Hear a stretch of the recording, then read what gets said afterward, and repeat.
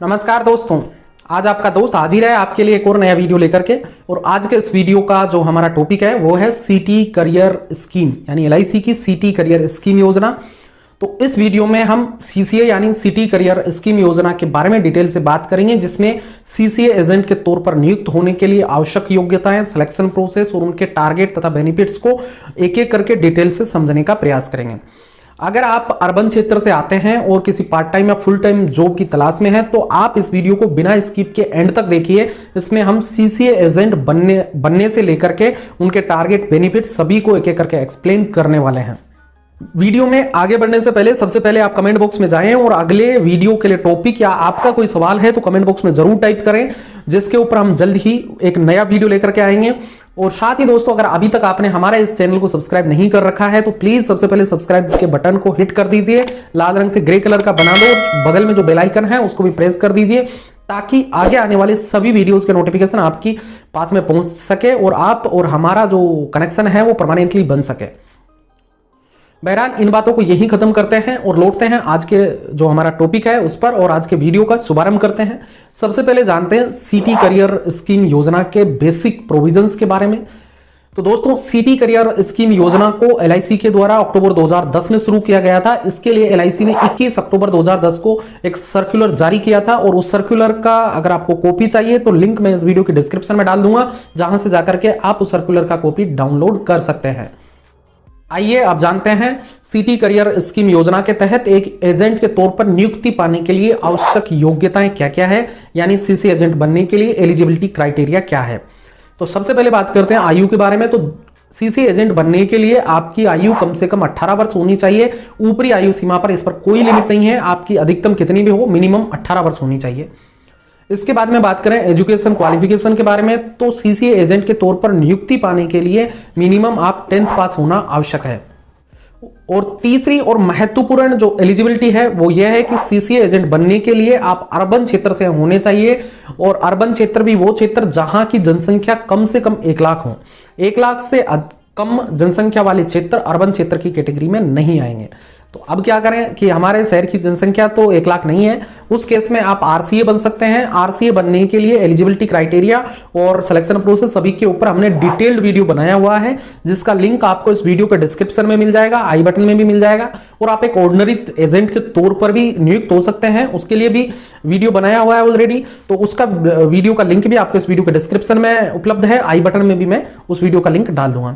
तो दोनों वीडियो आप देख सकते हैं। अगर आप इनमें से जो अर्बन क्षेत्र का निवासी नहीं है, उस केस में अगर आप एलआईसी में एजेंट के तौर पर नियुक्ति पाना चाहते हैं तो।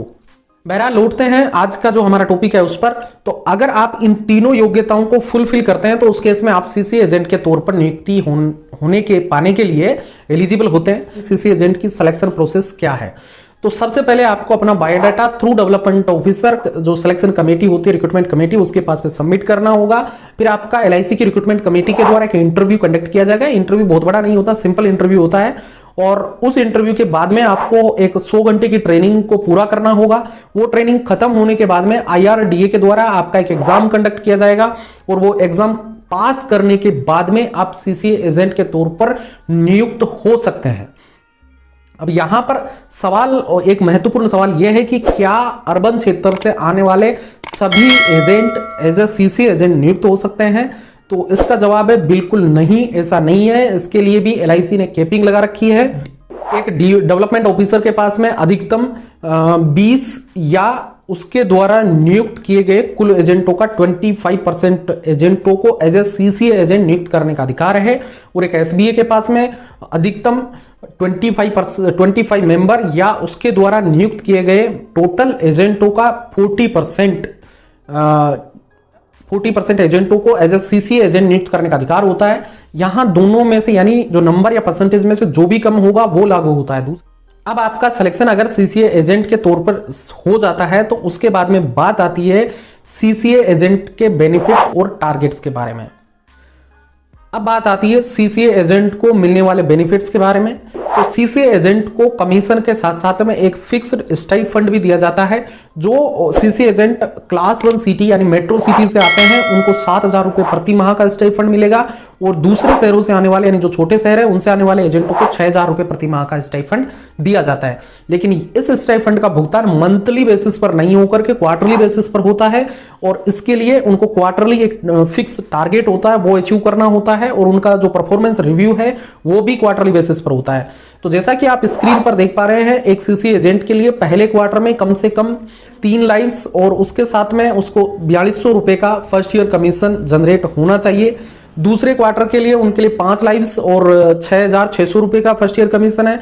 तीसरे क्वार्टर के लिए 7 लाइव्स और 8,400 रुपए का FIC है और चौथे और अंतिम क्वार्टर के लिए उनके लिए 9 लाइव्स प्लस 10,800 रुपए का FIC उनके बिजनेस के द्वारा जनरेट करने पर उनका जो स्टाइफंड है उसका भुगतान किया जाएगा। ओवरऑल शब्दों में मैं एक बात कहूं तो उनको 30,000 रुपए का FIC और 24 नंबर ऑफ लाइव्स करनी होगी 12 महीने के दौरान, अगर उनको पूरा स्टाइफंड प्राप्त करना है तो।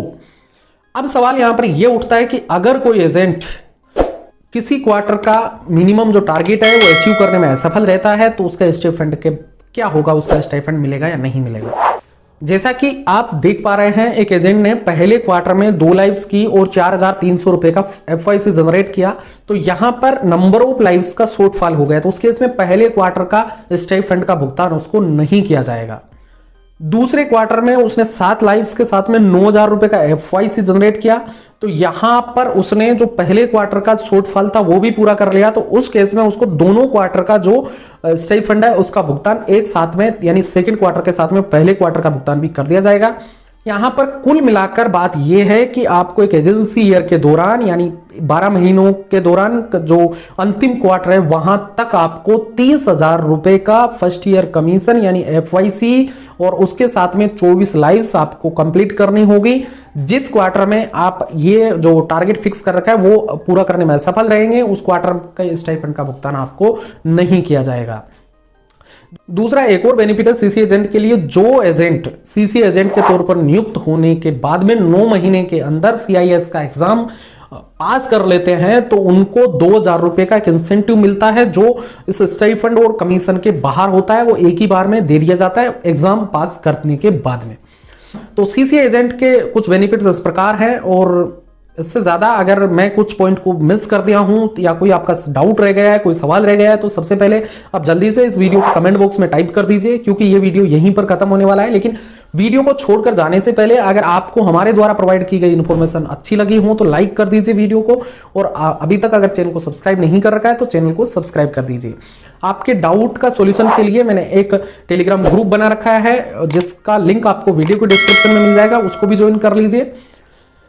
तो आज के वीडियो में बस इतना ही, अब हमको इजाजत दीजिए अगले वीडियो की तैयारी के लिए। तब तक के लिए जय हिंद, जय भारत, और सवाल जरूर आप अपने कमेंट बॉक्स में लिख दीजिए जिसके ऊपर हम आगे का वीडियो बना देंगे।